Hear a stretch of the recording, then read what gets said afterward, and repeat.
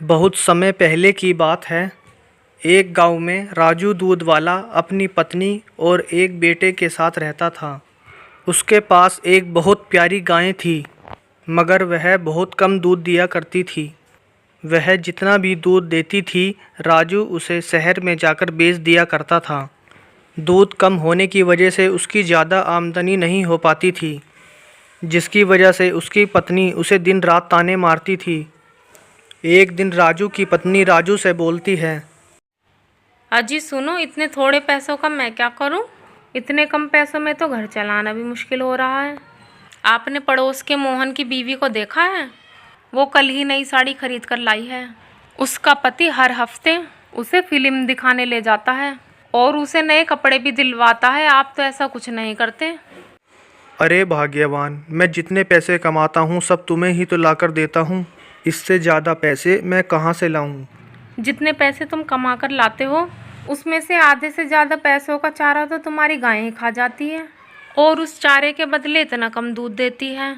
इस गाय से हमारा कोई फ़ायदा नहीं है। इससे अच्छा तुम इसे जंगल में छोड़ाओ और एक नई गाय खरीद लो। देखो भाग्यवान, मेरे पास नई गाय खरीदने के पैसे नहीं हैं। मैं जितना कमाता हूँ उसमें हमें 2 वक्त की रोटी आराम से मिल जाती है। मुझे ज़्यादा कुछ नहीं चाहिए।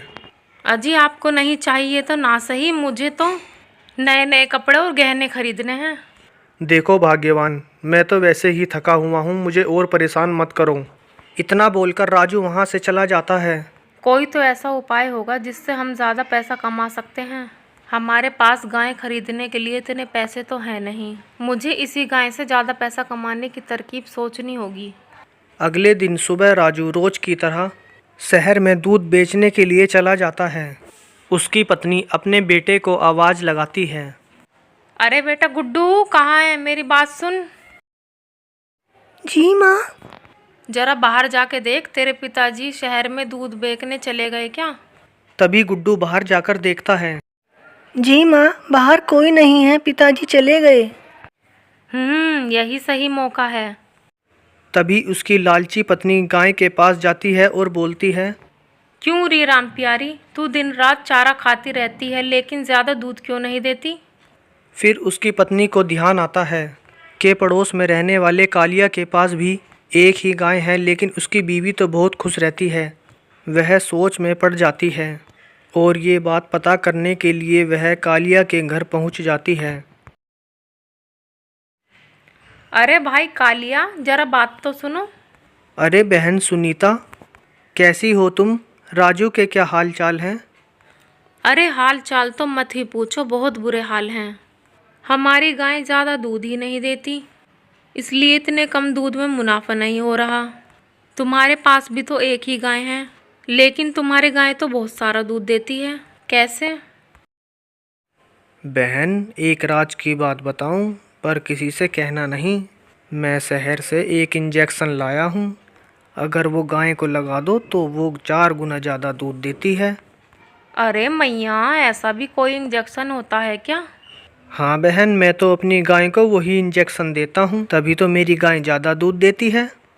अरे भैया, मुझे भी ऐसा इंजेक्शन दे दो ताकि मैं भी कुछ मुनाफा कमा सकूं। क्यों नहीं बहन, ज़रूर लो।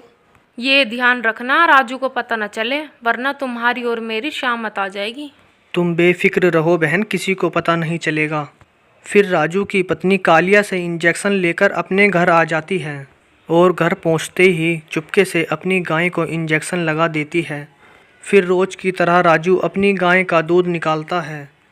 अरे ये क्या, दूध की पूरी बाल्टी भर गई है, लेकिन दूध बंद ही नहीं हो रहा। लगता है भगवान ने मेरी लालची पत्नी की बात सुन ली। शायद अब हमारे अच्छे दिन आ जाएं। अब शहर चलता हूँ, जो भी मुनाफा होगा उससे अपनी बीवी के लिए कुछ नए कपड़े खरीद लूँगा।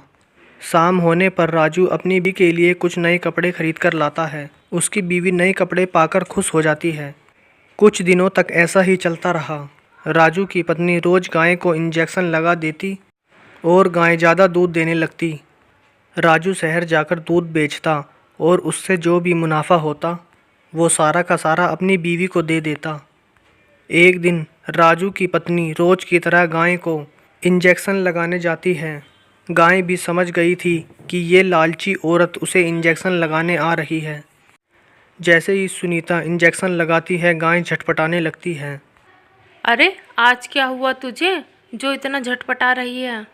एक जगह ठहर तो सही, रुक जा, इंजेक्शन तो लगाने दे।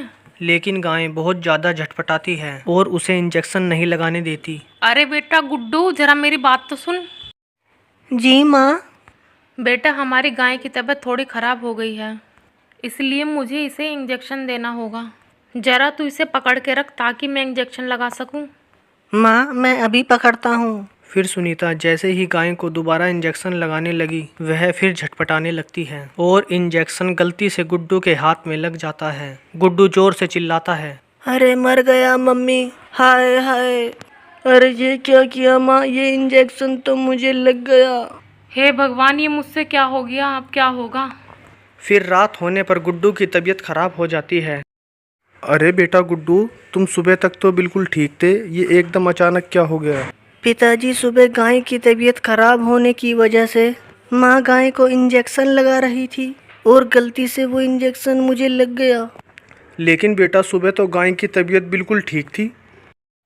नहीं नहीं, आपके जाने के बाद उसकी थोड़ी तबीयत खराब हो गई थी, तो मैंने पड़ोस के कालिया से इंजेक्शन लेकर उसे लगाना चाहा, तभी वो इंजेक्शन गलती से गुड्डू को लग गया। राजू समझ जाता है कि वो इंजेक्शन किस लिए था। फिर राजू गुस्से में, मैं जानता हूँ भाग्यवान, तुम कालिया से वो इंजेक्शन क्यों लेकर आई थी।